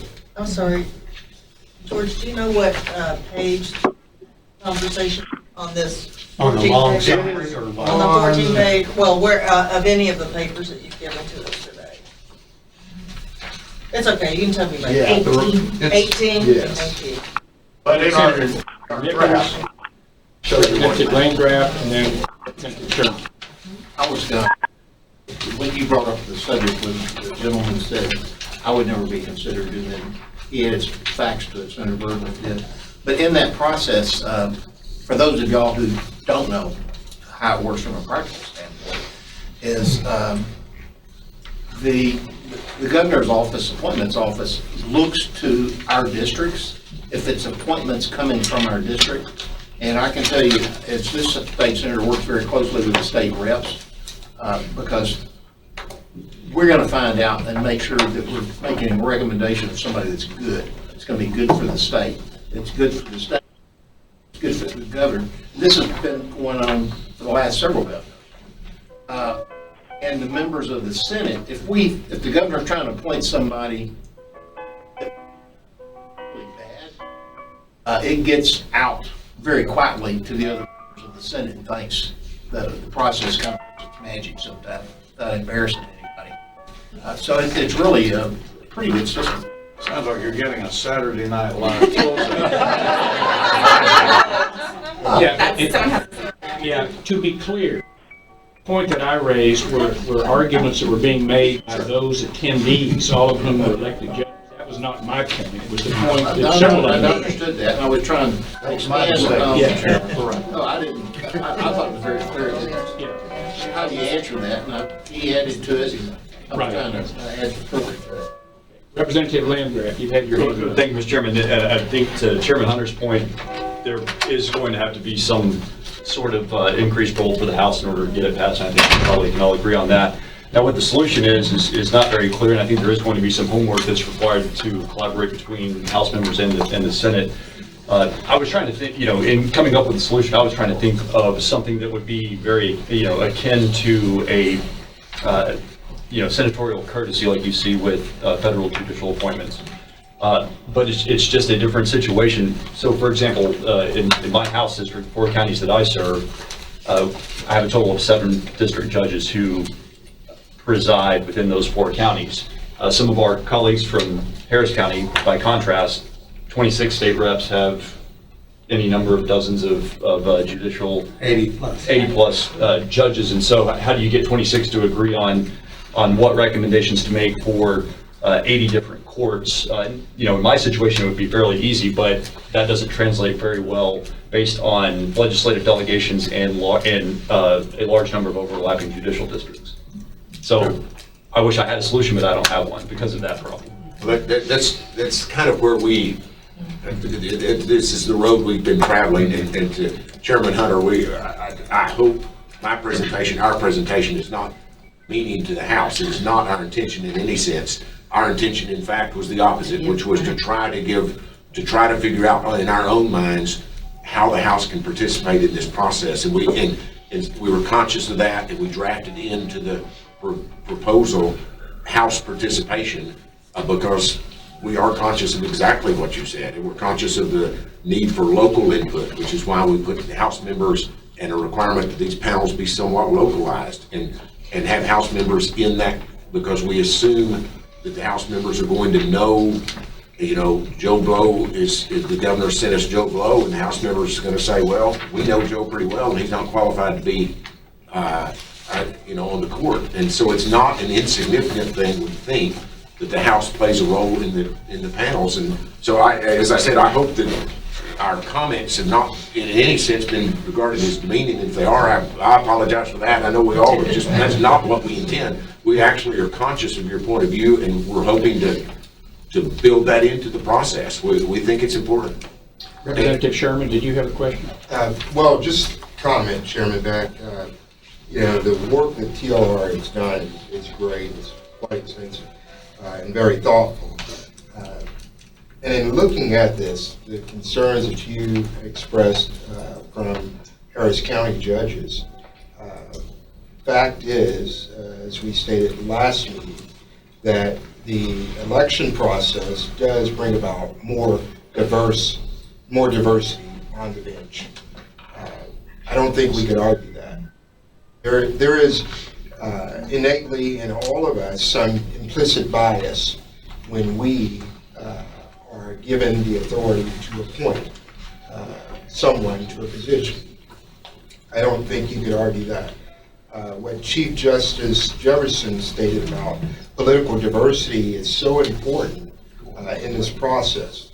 And I can't help but think about how in the NFL, They've tried to address diversity in ownership. Rooney Rule. Rooney Rule, exactly, that's where I was going. And the Rooney Rule really, by all, just looking at results, the panel becomes sort of pseudo in that if the selection is still by that one individual, then all you have to do is have some consideration there.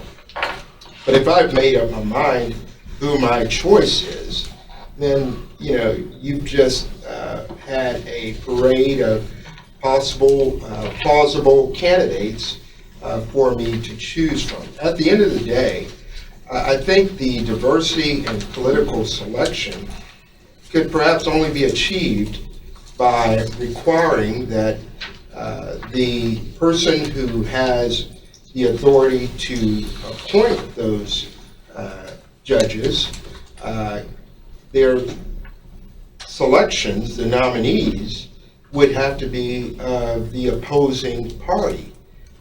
So if I am a Republican governor, then all of the nominees are Democrats, thereby perhaps causing me to look at perhaps the most moderate Democrat, the centrist among the choices. And if conversely, if it's a Democrat governor, you're choosing among Republican nominees, but you're going to choose a more moderate Democrat, because we're trying to, at the end of the day, we're convened here to remove the partisan nature of this process and to stop the capricious influence of elections in the process. So that's my only comment on that. Okay, thank you very much. Lisa? Yeah, I just wanted to respond to something that Representative Minhar said earlier, which is about the partisan nature of the governor making appointments and whether or not that would be significant. I would argue that there is more partisan significance in an appointment system that's followed by, so what we have today, basically, large vacancies done by appointments and then followed by elections. Because the governor has to take into account more times than not only the qualifications of the judge, which is what we're advocating for, but really whether that person is ultimately electable. And I think we would argue that a judge who, we have lots of good judges that don't necessarily have the same skill set that you would need as an election cycle. And so we would argue that the appointed nature, if you had a governor that's just making appointment and isn't having to worry about whether this person can get elected or through a primary or through that gauntlet, would actually have less of a partisan nature to it and more of an idea as just to who would be the best judge in that situation. As I mentioned at our first meeting, I was heartened by the fact that the governor appointed 4 people, 2 of whom were Democrats and 2 of whom were Republicans, which kind of signaled that he is really enthusiastic and encouraging us to come up with a plan that all of us hopefully can agree on, or at least most of us can agree on.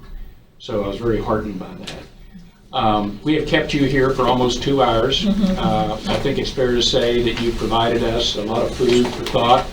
I think your proposal is certainly an innovative one and has certainly identified a lot of the issues that we've already been discussing in here. So on behalf of the commission, I want to thank you very, very much for all the hard work you put into this. Thank you. I'm sorry, what we sent to you to circulate has an error on the first page. So I'm going to send you all a new first page. It's an error. It says the governor plays some role in putting members on these panels, and he or she would not under our plan. So if you will permit me, I'm just going to circulate a new first page, and that bullet point under, the first bullet point under number 2 is what's corrected. And I apologize, we got that. I sent to Dick a draft that was one draft out of time, I'm afraid, which I discovered this morning. And David, if I may just very briefly close, I want to make clear that this proposal has been worked on equally by the Civil Justice League and TLR. It's a joint proposal. And I'm sorry that we didn't We didn't let George talk. George. I had a great speech. But he, Email it to us. Put it on YouTube. years ago, when we polled in focus group the Texas electorate about electing judges, what we really learned in the focus groups is that Texans know they don't know who they're voting for when they pull the lever. It's a vote, but it's not necessarily an informed vote. But they want to be able to remove judges that they think are bad. And part of our proposal, which George Scott was going to lay out, I hope you will read in our summary of our proposal, because it really, in a number of ways, ratification, election, impeachment, address, beefs up the ability to get rid of non-performing or bad judges. I mean, in 2 courts of appeal today, where there are 3 members, in each of those courts for the last 2 years, there's been a member not showing up for work. You talked about the need for visiting judges. Our proposal would really make sure that doesn't continue to happen. Thank you all very much on behalf of the commission. All right, we've got a couple of more items on our agenda today. I'm not going to take long, but given the nature of our task, I think it's very important that we reach out to the public and try to get their views. There's no way we can have every member of the commission attend public hearings all around the state. I just don't see where, given everybody's schedule, particularly the members of the legislature, you can do that. But I do think it's important to have several members of our commission attend as many of these as possible. I have listed 8 cities where I think we ought to consider having a public hearing. Let me go through them and tell me whether or not you think it makes sense or not, or whether some of them ought to be replaced. One of them is Houston. One of them is Dallas. Fort Worth is another one. Midland, Corpus Christi, El Paso, Tyler, and I've got either Lubbock or Amarillo, and then San Antonio. You need to put McAllen. I was gonna say, we got 1,000,003 people in the valley now, so. Okay. What about Lubbock or Amarillo? Any preferences to one of the, yeah? If we're really talking about 30 million people and 8 hearings, you kind of need 4 million folks, right? Or close to it. Okay. I would look at Midland, Lubbock, and Amarillo, and maybe try to compress those into one in Abilene or something myself. But, Okay. I know geographically that means people have to travel further. Okay. But it's between Lubbock and Amarillo. Amarillo's bigger, but Lubbock is closer to more other people, I guess. Senator Berger. Your list is congruent with places where there are appeals courts, I think with the exception of Midland. Yeah. There is a unique difference between the urbanized Dallas, Fort Worth, not trying to put one in Waco, but I would recommend, because with 10 courts in Waco, but you probably ought to do something in Eastland, because you want to get the citizens that come from multi-county, single district entities. Not just, I mean, I'll give you an example. The Second Court of Appeals in Fort Worth, Tarrant County dominates the 7 members on that panel, on that court, but it's got 14 counties.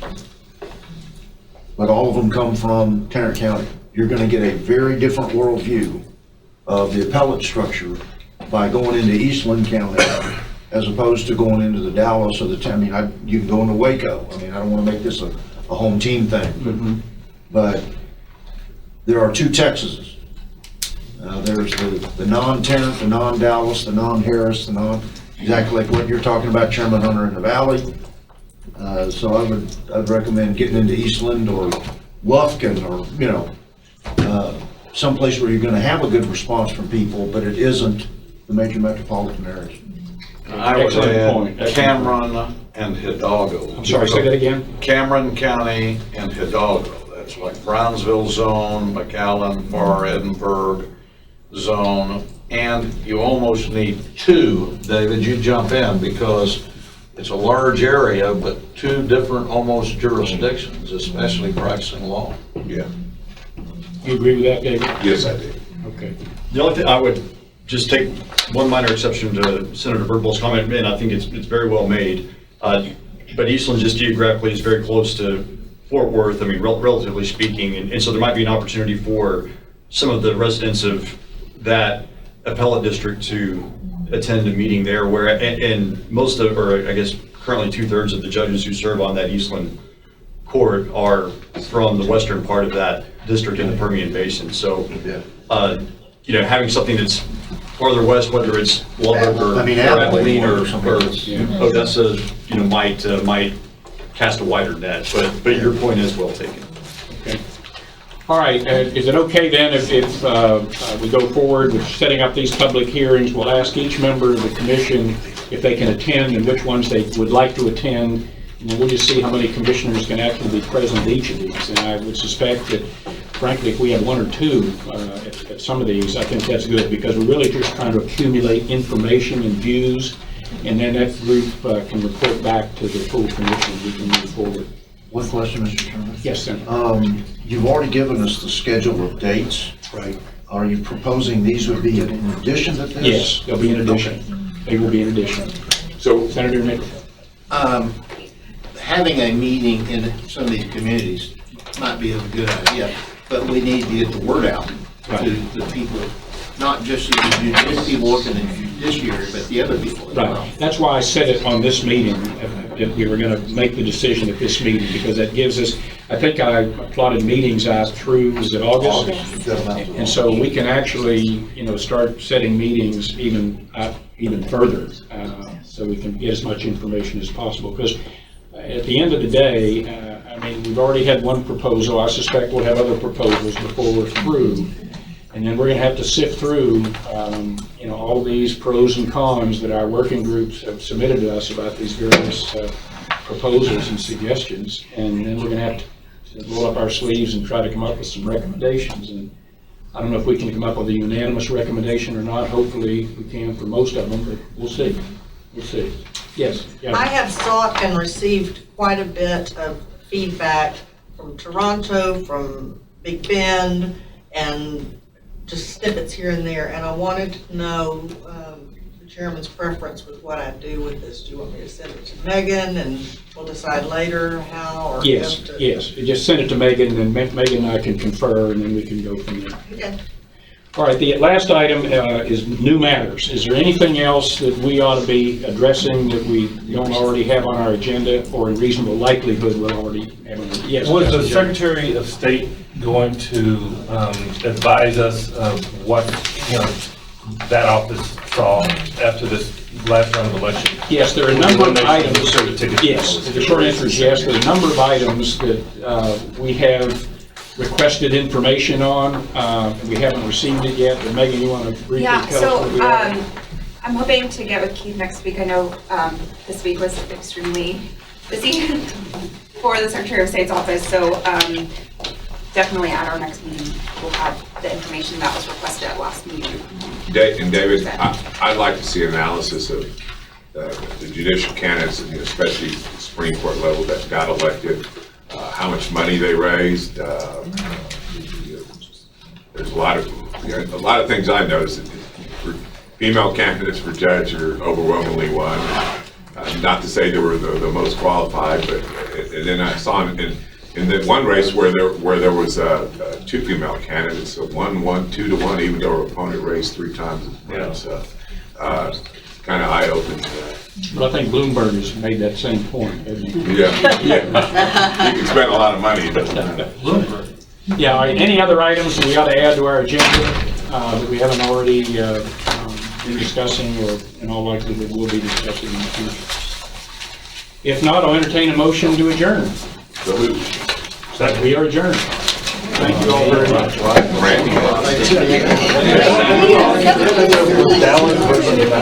Randy.